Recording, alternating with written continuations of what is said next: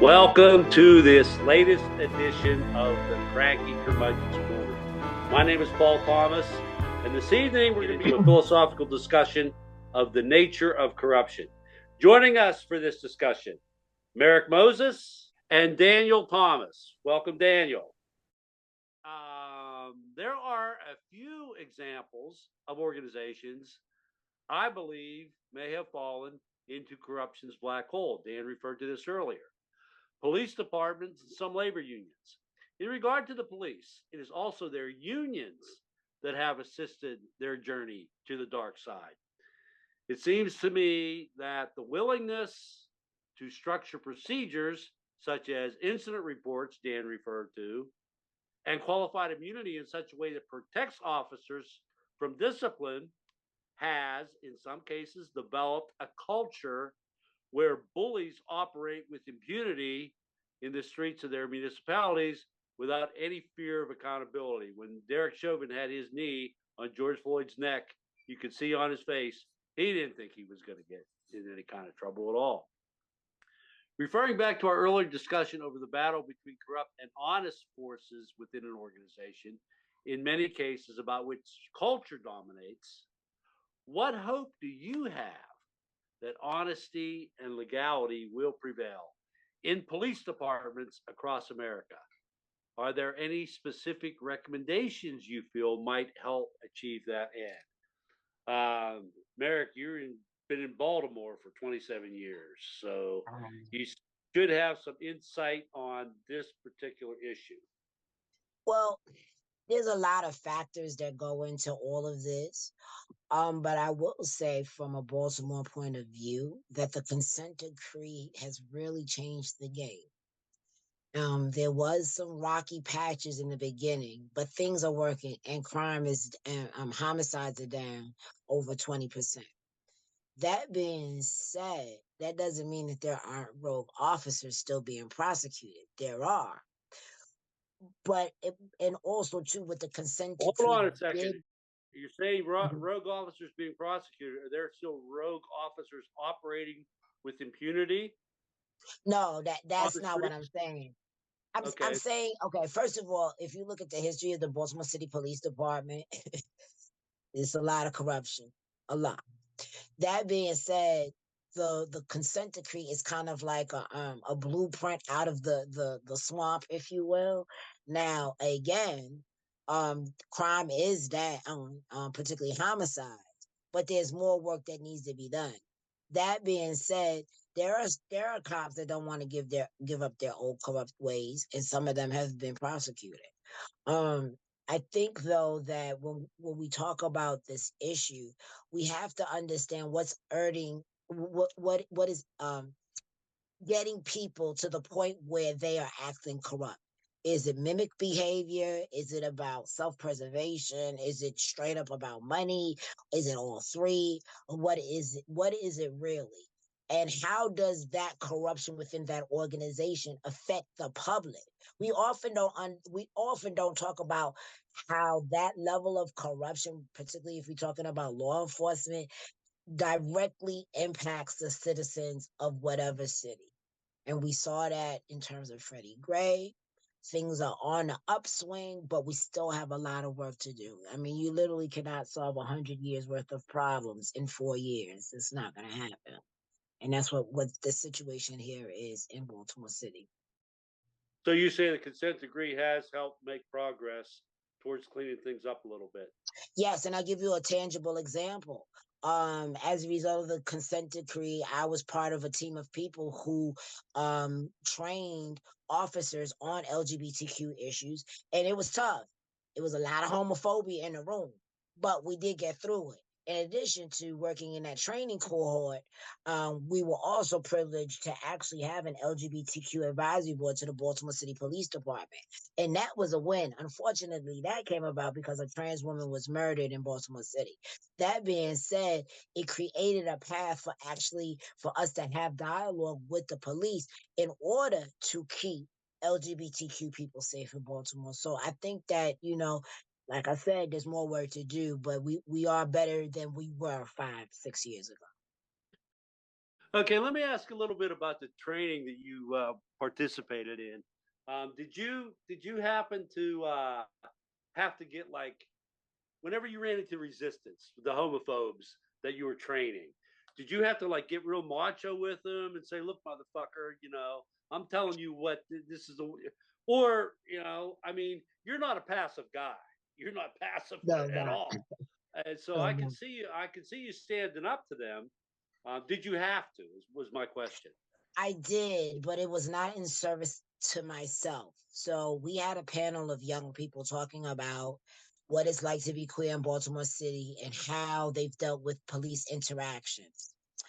And it started off really rocky and it became increasingly worse. It got to the point where I literally had to shut it down. I was like, this is over. We're shutting it down. You will not speak to these children this way.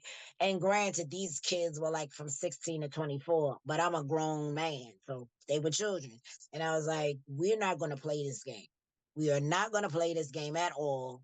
And I shut it down. They ended up buying the kids lunch because a lot of the officers felt really sorry for them because of how they were treated. That being said, things have changed, particularly when we get new officers. A lot of the officers are young officers, so some of them may not have that bias. That being said, it is now really standard that that Baltimore City Police get training on working with LGBTQ individuals, particularly trans individuals and non-binary individuals. When we talk about specifically pronouns, gender presentation, how to address somebody, how to ask somebody their pronouns. So those are the type of things that they're doing to help people, to help cops address the issue appropriately. Cool. That sounds good. I'm glad to hear Mhm. that Baltimore has allowed you to do that. All right, Dan, you're the one that brought up the whole George Floyd, Derek Chauvin thing. So do you understand the question? Or do I have to repeat it about police? And do you see a way that we can see some improvement here in the way policing is done in America? Um, I am not a police abolitionist. I understand the point of the police. I understand what the police abolitionists are saying, and I do think some departments are too far gone and need to be completely destroyed and replaced. Um, that said, I really do feel like improvement is going to be hard, and it's going to be a lot of attitudes that absolutely need to be changed from within the departments to take the ones that are salvageable and make them work for people. And what Merrick described was really good. I do think that a lot of people get into particular careers because they want to bully and be jerks. And I think that law enforcement does tend to attract a disproportionate number of people with that attitude. And if you're not there to serve, you should not be in law enforcement. Just like if you think that military video game is going to be what your military experience is like, you should not join the army because you are probably going to do a lot of really bad stuff. Uh, if I guess if you really like cocaine, then being a stockbroker is a great job.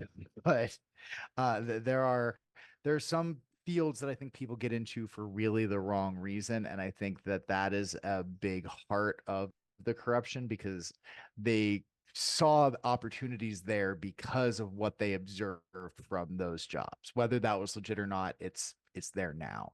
So I do think every government agency should have all sorts of diversity training. Um, in my job, I am obviously a white man.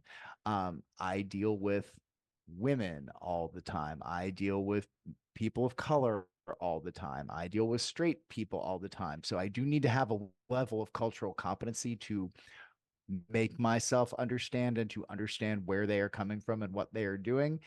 And I think that that's necessary for every person who deals with the public in any capacity at all.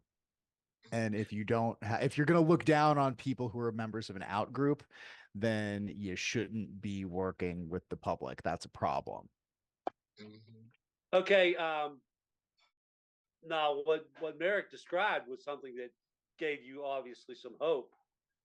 Are you hopeful that situations like he described in Baltimore are permeating through the rest of the country, or are you not so hopeful that things are really getting better in that regard?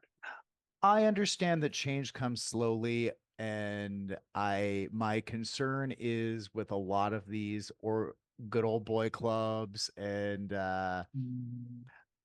old school memberships and attitudes to a certain in group, that it takes a long while for that to permeate. Like we've all seen the stereotype of the gruff old cop who does things his own way, and Americans prize individualism in our art. So where we see that cop, he's always the one who's like the hero of the movie. It's never the one who's actually doing the real work who's the hero. So I do think that we have a lot of people with the wrong attitude, and until we purge those people out somehow, however they gotta go, unless they can actually change. And I think that a lot of people, once you're entrenched in a way, it's hard to change. And if you see your superiors doing things that are wrong, and they're the ones teaching you how to behave and what is and is not appropriate, it becomes harder for the organization to function in a reasonable way. So while I do applaud the efforts for any kind of diversity and cultural sensitivity training for any culture that an organization is going to deal with, I do have great concerns that it's going to take way too long. And in the case of our police, a lot more people are going to die, especially because the police are not particularly good at solving crimes. Yet our solution is to just give them more money and let them keep on doing what it is that they're doing with no change. And a lot of that is just bullying the people that they encounter on the street. Mm-hmm. For some cops. Okay, the courts, we've already talked about this a little bit, have been under a lot of scrutiny lately from Aileen Cannon, South Florida, Matthew Kaczmarek in Amarillo, Texas, and that Fifth Circuit is just so totally out of control, to the Robert Supreme Court. There are so many cases and oral arguments and decisions that raise eyebrows too numerous to get into in this short time frame. I'll simply ask, if corrupt is the one way to describe some of these courts. Dan, would you describe today's court? Now, you already mentioned you didn't think Barrett was as corrupt as the boys on the court, but would you simply use that word to describe the court? And down through the Fifth Circuit into Amarillo, Texas, and South Florida, Fort Pierce, Florida. I do believe that there are judges and court employees who do what John Roberts said and give the correct answer and call balls and strikes as they see them. But I also do believe that there are judges who have an extreme ideological bent, and for whatever reason are not capable of putting that aside and just, as we saw in the presidential immunity doctrine, just making shit up to get their own way, because that wasn't written into the Constitution anywhere. So yeah, I look at Thomas and Alito as completely corrupt because they're reverse engineering the law. I look at Coney Barrett as significantly less so. But I want to say very clearly, I disagree with her ideology. I also I find it weird that Neil Gorsuch is like the shining star of liberal progressivism when it comes to Indian law. Yeah. And yet on everything else, I disagree with him. I also know what laughing gas is and know that it's not usually an emission, which is why I think that the courts should not be deciding how to interpret everything and should not be disassembling the administrative state. That felt like a power grab to me. I think John Mhm. Roberts, while he will not see himself this way, is corrupt because he, while conservative, he tries to play himself off as a great centrist, and he's not. Like He he really should. pretends. He really pretends not to be corrupt, but that pretension is totally corrupt. Yes, Mhm. that is a big part of the problem. He thinks he is defending the institutionality of the court, Mhm. whereas I think he just can't control the conservatives on the court. So he goes along with them in order to maintain some veneer of control.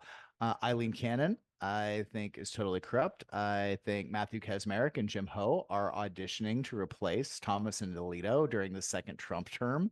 And so they are making wild, wild rulings that never should have gotten made it in front of them.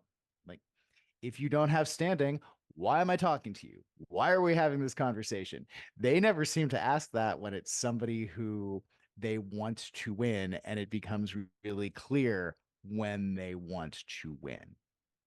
Mhm. So I do think that a big part, I think the lifetime appointments bit encourages corruption. I think that there are some people who stand against that and are okay. I would never describe Elena Kagan as corrupt.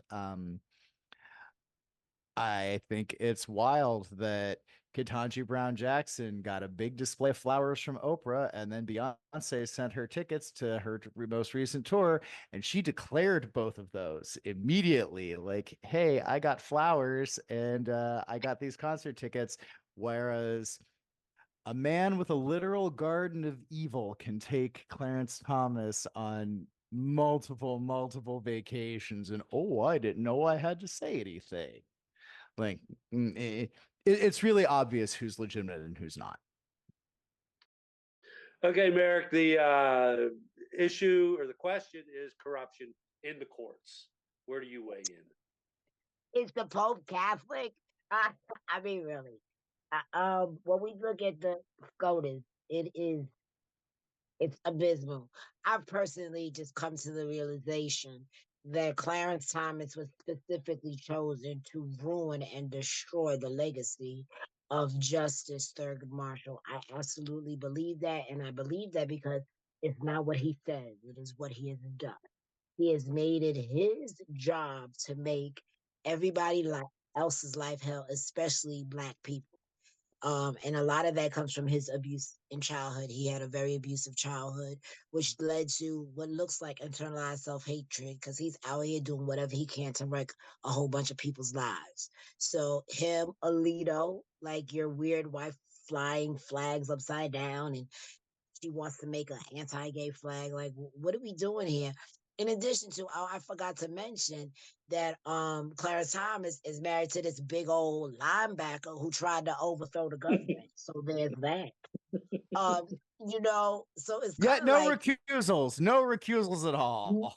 at all. Like it's just a free ball of criminality. And the fact that they could sit up there in their robes with this farce is just disgusting. And the American people, once again, are tired of it. Like, this is ridiculous. How can, why, like, did they just make a Caesar? Are y'all trying to say that Biden is Caesar or that if Mr. Orange gets elected, which I feel that he won't, will he be Caesar? And are we talking about an imperial presidency? What does that look like? Does he get to, like, I don't know, build concentration camps for migrants and bring back the old plantation system? Like, where is this going? There needs to be checks and balances on the court. They need to expand the court and they need term limits on the court. After 15 years, you're out. It's got to be done. And then the other corrupt one is Judge Cannon. I don't know if is she being blackmailed? Is she really just a fan of Trump? Or are they giving her money to be in the tank for Trump? Because seasoned judges have said that her behavior is egregious. So at some point, when is somebody going to rein this in? Something needs to be done, and Congress needs to take action, and they need to put hard limits on these judges because they're literally tanking democracy for some pie in the sky fascist wet dream that can kill a lot of people. You know what I'm saying? And like this corruption is not like baby corruption, like I stole some garbage bags. It's literally the balance of power in the most dangerous country in the world. Like we have nukes that can blow up the world several times over. And we want to leave that to an idiot? Come on. Come on, people. Come on. It's Well, ridiculous. my solution is start impeachment proceedings. Thomas and Alito, neither one of them recused, and clearly the appearance of the conflict of interest, the appearance of their favoring Trump with their wives, the flag flying, as well as the text messages to Mark Meadows, is clear evidence they needed to recuse. They didn't. Let's impeach the motherfuckers. That's what I say. If our institutions are mired in corruption, and clearly some are, is there anything that can be done, any process that can be initiated that will fix it? Merrick, you already started a little bit on some of your suggestions dealing with the court. Is there anything else you'd like to, in a general fashion, see done in order to fix this mess? America needs to take a breath, face herself, and tell herself we need a constitutional convention.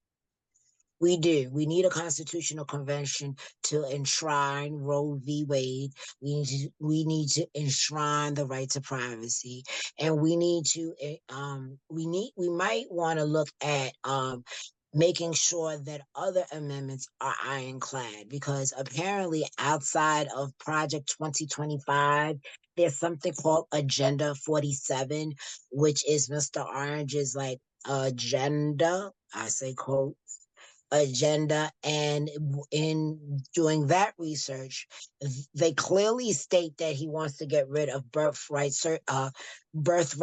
citizenship, even though the mother of what 4 of his kids were foreign born and raised very close to what country? Russia. Okay, so at that point, we need to shore up these institutions, and we really do need a constitutional convention. That's on my wish list. Will it happen? I don't know. Maybe not. But we really need to look at this document again and retweak it and tweak it for the 21st century and beyond. Like, it's not the Bible. It can be altered. In that, I did have a show way back when where I talked about the constitutional amendments that I thought needed to be discarded. But as far as the constitutional convention thing, the problem I have with your suggestion, it's a suggestion. I believe we need to change the Constitution because of what you just said. However, if we have a constitutional convention, the power that the states have, the power that Wyoming and Montana and both Dakotas and Indiana and Idaho all have compared to, say, California and New York, way outweigh what could happen at that constitutional convention, because each state is allowed to throw the same number of delegates that the other states throw. Now, if it could be proportional according to population, I'm all for that constitutional convention. But the way it would be set up, if they had a constitutional convention, you have all these rural states that are already run by MAGA having way more power. That's just the problem I have with your suggestion. But yeah, but I'll say this. I'll say this. But what I said would not be for now. It would be for later. So we know that the states that you mentioned are bleeding population, and there is a figure that I don't know, in about 30 to 50 years, many of those states will be populated by people of color. So there is a chance in the distant future, I'm giving it 50 years, that could be a thing, because the demographics are changing. I mean, at one point, the United Nations has said 1 out of every 3 people on the planet will be African. So there is change coming, not as fast as we want it, but it is possible. Okay. Dan, if our institutions could be fixed, how would you suggest we fix them? So the fixing, I think, will come from the top down, and it does need to stay, that it needs to be long and sustained. So I said this in 2016. I was a Hillary supporter. I think that a lot of people were ready for everything that Bernie wanted, but I don't think the country was ready for a Bernie Sanders presidency. I think you needed 8 years of Clinton and probably another 4 to 8 of another consecutive Democratic president coming off of 8 years of Obama, when we would be ready to make Bernie's dreams a reality. So to fix it, I think that left-leaning progressive people need to win elections and appoint heads of agencies and organizations. I also think that we need to get rid of certain, let's call them laws, because that's what they are. Things like Citizens United. I know it was a court case rather than a statutory law that was written. But things that encourage the blatant corruption in the agency, like the Trump Organization has been found guilty of crimes, and yet why Donald doesn't go to prison even though he was running it. None of his kids go to prison even though they were running it. Like the organization did a crime, and yet we send other people to jail for significantly less, but we didn't jail the people who, authorized and committed to the crime. We said, oh no, it was this company that did it. Like that just encourages people to break rules because there's no consequences for them. So white collar criminals doing some time is what you're saying will help matters. The violent street crime criminals are almost always crimes of poverty or mental illness. Like did I have no statistic, that is purely anecdotal, but nobody is robbing a convenience store to get rich. Like that is not a thing. You won't succeed doing that. And that is an extremely dangerous lifestyle. So you're either desperate or something is wrong. Whereas the white collar criminals actually hurt a lot more people. Like no Sacklers are sitting in prison, and yet they marketed a really addictive drug and specifically said that it was not. The tobacco executives understood that their product was addictive and lied, and their companies paid a fine, but I don't think any of them went to prison. I hope I'm wrong, but yeah. Well, statistically, the opioid fatalities, the overdose fatalities, far outweigh auto accidents as well as gun violence. So the Sacklers, there's a lot of blood on their hands, and you're right. Yeah. The oil companies, or the oil companies making investments in green energy to remain profitable while being aware of climate change since the 1950s as a result of the burning of fossil fuels. Like, yeah, that's not okay. And yet no one is being punished. Like when the stock market melted in 2008, Iceland sent their bankers to prison. Mm-hmm. Nothing happened to ours. They got other jobs. And they're doing the same thing, and it's gonna come around again. So thanks, Dan, and thank you, Merrick, and all you out there in Cyberland. Thanks for listening. Until next time, bye now.